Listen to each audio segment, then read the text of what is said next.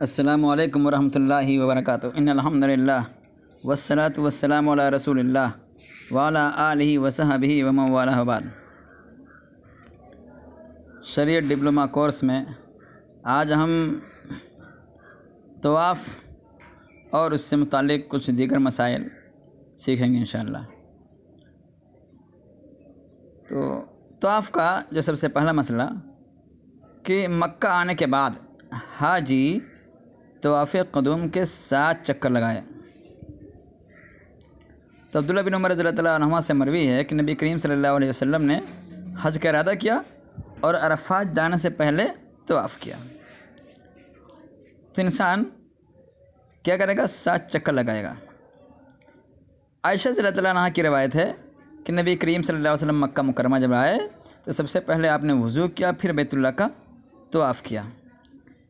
تو یہ طواف میں 7 چکر ہوں گے، اس کی بھی کیفیت حدیث میں بیان کی گئی ہے۔ وہ عبداللہ بن عباس رضی اللہ تعالیٰ عنہ بیان کرتے ہیں کہ نبی کریم صلی اللہ علیہ وسلم نے صحابہ کرام کو حکم دیا کہ 3 چکروں میں تیز قدم چلیں، جس کو رمل کہا جاتا ہے، اور دونوں رکنوں کے درمیان 4 چکر عام معمول کے مطابق چل کر لگائیں۔ تو پہلے 3 چکر جو لگائے جائیں گے وہ تیز چل کر چلا جائے گا، اور اس کے بعد 4 چکر عام طریقے سے۔ تو 3 اور 4 7 ہوتا ہے۔ تو رمل دوڑنے کی یا معمولی دوڑ سے اس کو تعبیر کر سکتے ہیں۔ تو نبی کریم صلی اللہ علیہ وسلم 3 چکروں میں معمولی طور پہ دوڑتے اور 4 میں عام طرح سے چلتے۔ تو یہ طواف قدوم اس کو کہا جاتا ہے، اور یہ بھی واجب ہے، اس میں 7 چکر ہوتے ہیں۔ اور یہی وجوب کے قائل اس میں جمہور ہیں، اور اسی طرح سے نواب صدیق حسن خان قنوجی رحمۃ اللہ علیہ بھی ہیں۔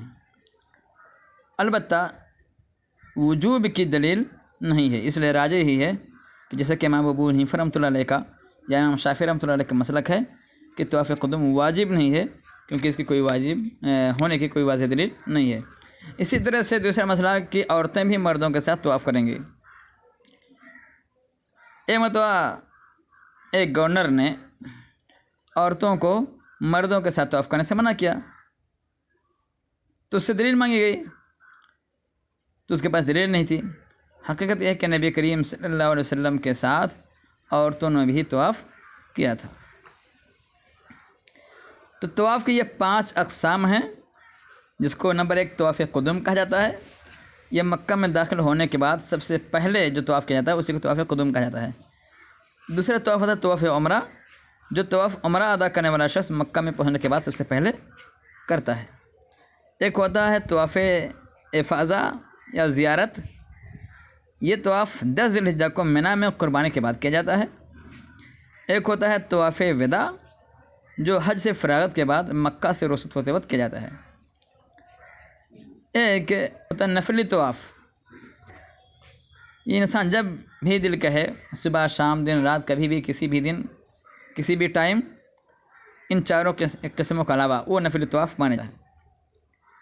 جیسے کہ میں نے بیان کیا کہ طواف کرتے وقت پہلے 3 میں تیز دوڑ کر کے تھوڑا تیز دوڑے گا، کو رمل کہتے ہیں، رمل کرے گا، اور یہ صرف طواف قدوم میں ہے یا طواف عمرہ میں ہے۔ اور باقی میں نہیں ہے۔ اس کے علاوہ انسان حجر اسود کو بوسہ دے گا، یعنی چومے گا، یا چھڑی وغیرہ کے ساتھ اس کی طرف اشارہ کرے گا، اور چھڑی کو بوسہ بھی دیا جاتا ہے۔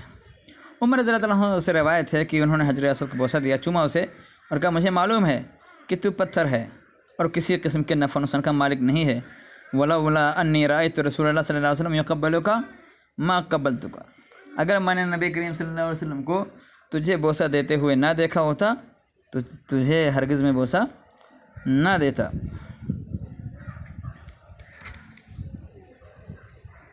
تو یہ حجر اسود کو بوسہ دینا ثابت ہے۔ اور اگر انسان بھیڑ کی وجہ سے یا کسی اور وجہ سے بوسہ نہ دے سکے تو چھڑی وغیرہ سے اشارہ کرے گا، ہاتھ سے ہاتھ بڑھا کر یا چھڑی بڑھا کر اشارہ کرے گا، اور اس کو استلام کہا جاتا ہے۔ تو نبی کریم صلی اللہ علیہ وسلم حجۃ الوداع کے موقع پر اونٹنی پر طواف انہوں نے کیا تھا اور حجر اسود کو چھڑی کے ذریعے چھوا کرتے تھے۔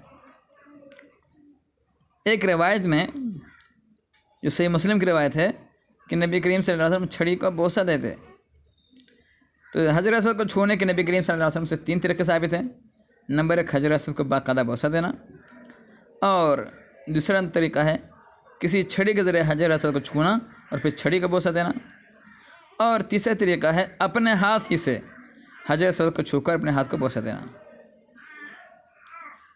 اور طواف کرتے وقت انسان رکن یمانی کو بھی چھوئے گا۔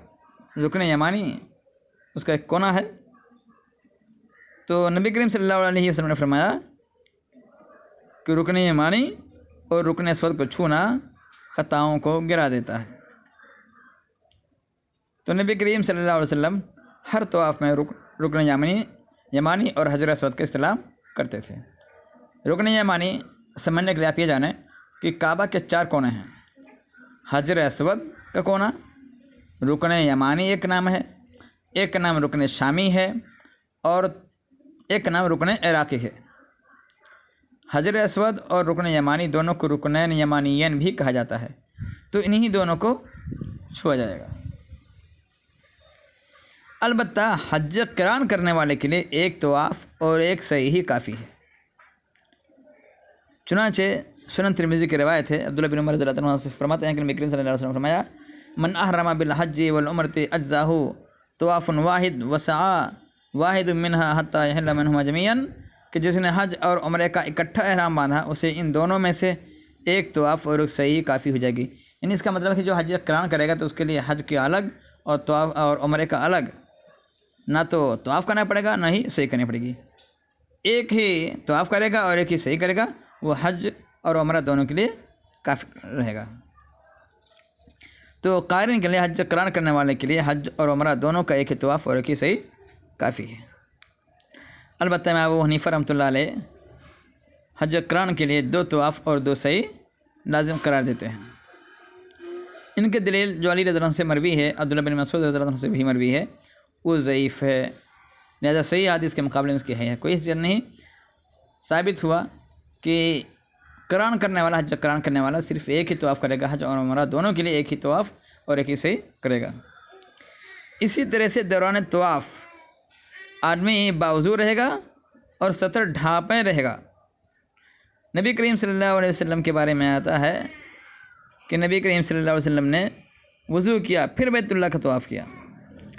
البتہ طواف کے لیے وضو شرط یا واجب نہیں ہے، یہ محض فعل ہے نبی کریم صلی اللہ علیہ وسلم کا، اس لیے محض فعل سے چونکہ وجوب ثابت نہیں ہوتا، چنانچہ واجب نہیں مانا جائے گا اور واجب نہیں کہا جائے گا۔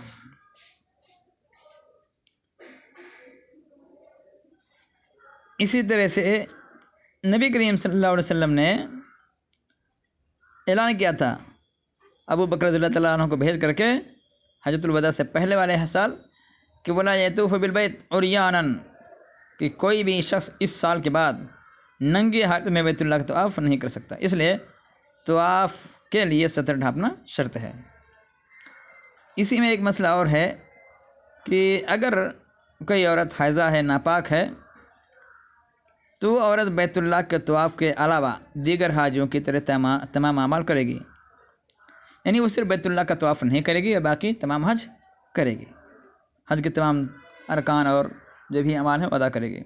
چنانچہ خود عائشہ رضی اللہ تعالیٰ کہتی ہیں کہ وہ حائضہ تھیں، حج کے لیے گئی، تو نبی کریم صلی اللہ علیہ وسلم سے انہوں نے بیان کیا، تو نبی کریم صلی اللہ علیہ وسلم نے ان سے کہا افعلی ما یفعل الحاج غیر اللہ تطوفی بالبیت حتی تغتسلی، تم بیت اللہ کے طواف کے سوا تمام افعال انجام دو جو دیگر حاجی کرتے ہیں، یہاں تک کہ تم غسل کر لو۔ تو اس پر اجماع ہے کہ حائضہ عورت بیت اللہ کا طواف نہیں کرے گی۔ طواف کے وقت مسنون ذکر کرنا مستحب ہے۔ نبی کریم صلی اللہ علیہ وسلم حجر اسود اور رکن یمانی کے درمیان ربنا آتنا فی الدنیا حسنۃ وفی الآخرۃ حسنۃ وقنا عذاب النار پڑھا کرتے تھے۔ اسی طرح سے ایک روایت میں ہے کہ نبی کریم صلی اللہ علیہ وسلم نے تعلیم دی، اللہم انی اسألک العفو والعافیۃ فی الدنیا والآخرہ ربنا آتنا فی الدنیا حسنۃ وفی الآخرۃ حسنۃ وقنا عذاب النار پڑھنے کے لیے۔ ایک روایت میں ہے کہ نبی کریم صلی اللہ علیہ وسلم نے فضیلت بیان کی کہ جو آدمی سبحان اللہ الحمدللہ لا الہ الا اللہ اللہ اکبر لا حول ولا قوت الا باللہ کہے گا، اس کی 10 برائیاں مٹا دی جائیں گی، 10 نیکیاں لکھ دی جائیں گی اور 10 درجے بلند کر دی جائیں گے۔ تو یہ ذکر الہی یا مسنون ذکر کرنا مستحب ہے۔ تو آپ سے فراغت کے بعد مقام ابراہیم ایک جگہ ہے، مقام ابراہیم میں انسان 2 رکعتیں پڑھے گا اور پھر حجر اسود کو دوبارہ چھوئے گا۔ تو نبی کریم صلی اللہ علیہ وسلم جب مقام ابراہیم پر پہنچے تو وہ تخذو میں مقام ابراہیم مصلی کی قرأت کی اور وہاں پر 2 رکعتیں آپ نے ادا کی۔ آپ نے ان دونوں رکعتوں میں سورہ فاتحہ، قل یا ایھا الکافرون اور قل ھو اللہ احد کی قرأت کی۔ اس کے بعد جابر رضی اللہ عنہ کی روایت میں کہ نبی کریم صلی اللہ علیہ وسلم پھر حجر اسود کی طرف لوٹے اور اسے چھوا، پھر آپ صفا کی طرف نکل گئے۔ یہ دونوں رکعتیں یہ سنت ہیں یا واجب ہیں، اس کے بارے میں علماء کا اختلاف ہے، لیکن بہرحال انسان 2 رکعتیں پڑھے گا۔ اسی طرح سے مقام ابراہیم کی 2 رکعت پڑھنے کے بعد آب زمزم یعنی زمزم کا پانی بھی پینا چاہیے۔ مریض سوار ہو کر بھی طواف کر سکتا ہے، اس میں کوئی حرج نہیں ہے۔ ام سلمہ رضی اللہ تعالیٰ عنہ بیمار تھی، انہوں نے شکایت کہ اللہ کے رسول صلی اللہ علیہ وسلم میں بیمار ہوں، تو آپ نے فرمایا کہ تم طواف کر لو لوگوں کے پیچھے سے سوار ہو کر، وَأَنْتَ رَاكِبَةٌ کے الفاظ آتے ہیں اور یہ روایت صحیح بخاری کی ہے۔ طواف کرنے سے پہلے احرام کی چادروں میں سے اوپر والی چادر دائیں کندھے کے نیچے سے نکال کر بائیں کندھے پر اس طرح ڈالنا کہ دایاں کندھا ننگا رہے، اسے استباء کہا جاتا ہے اور یہ مسنون ہے۔ استباء کرنا یعنی چادر دائیں کندھے سے نیچے سے نکالی جائے گی اور بائیں کندھے پر اوپر ڈال دیں گے، تو اس طرح کی دایاں کندھا ننگا ہی رہے گا۔ اسی طرح سے اس کے بعد انسان مسنون دعائیں پڑھتا ہوا صفا اور مروہ کے درمیان 7 چکر لگائے گا۔ قرآن مجید میں صفا اور مروہ کو اللہ تعالیٰ کی نشانی قرار دیا گیا ہے۔ نبی کریم صلی اللہ علیہ وسلم صفا پہاڑی کے پاس جب پہنچے تو آپ نے ان صفا والمروہ من شعائر اللہ پڑھی اور اس کے بعد کہا کہ میں وہاں سے شروع کرتا ہوں جیسے اللہ تعالیٰ نے شروع کیا ہے۔ پھر آپ کوہ صفا پر چڑھے، بیت اللہ کو دیکھا، قبلہ رخ ہوئے اور اللہ تعالیٰ کی وحدانیت بیان کی اور کہا لا الہ الا اللہ وحدہ لا شریک لہ لہ الملک ولہ الحمد وہو علی کل شیء قدیر لا الہ الا اللہ انجز عبادہ ونصر عبدہ وہزم الاحزاب وحدہ۔ جمہور کے نزدیک یہ فرض ہے، البتہ امام شافعی رحمۃ اللہ علیہ کے نزدیک یہ رکن ہے، اس کے بغیر حج نہیں ہوگا۔ اگر انسان حج تمتع کر رہا تو سعی کے بعد احرام اتار دے گا، یہاں تک کہ جب 8 ذی الحجہ کی تاریخ آئے گی یعنی ترویہ کے دن آئے گا تو حج کے لیے احرام باندھے گا اور مینا کی طرف چلا جائے گا، پھر ظہر، عصر، مغرب، عشاء اور فجر کی نمازیں وہیں ادا کرے گا۔ عائشہ رضی اللہ عنہا کہتے ہیں کہ نبی کریم صلی اللہ علیہ وسلم کے ساتھ لوگوں نے حج کیسا کیا، تو آپ نے کہا کہ جنہوں نے عمرے کا احرام باندھا تھا وہ بیت اللہ صفا مروہ کے چکر لگا کر حلال ہو گئے۔ جابر رضی اللہ عنہ کی روایت میں ہے کہ جب ہم نے احرام اتار دیے تو نبی کریم صلی اللہ علیہ وسلم نے ہمیں حکم دیا کہ جب ہم مینا کی طرف جائیں تو احرام باندھ لیں، تو ہم نے وادی ابتا سے احرام باندھا۔ اور اسی روایت میں ہے جابر رضی اللہ عنہ کی دوسری روایت میں کہ جب ترویہ کا دن یعنی 8 ذی الحجہ ہوا تو لوگ مینا کی طرف متوجہ ہوئے اور نبی کریم صلی اللہ علیہ وسلم بھی سوار تھے، تو آپ نے وہاں پر ظہر، عصر، مغرب، عشاء اور فجر کی نماز پڑھائی۔ خواتین ہیں تو بھی صفا مروہ کی سعی کریں گی، اس میں مردوں کی تخصیص کی کوئی دلیل موجود نہیں ہے۔ اور یہ سعی حائضہ اور نفاس والی عورت بھی کریں گی، ان کے لیے طہارت شرط نہیں ہے۔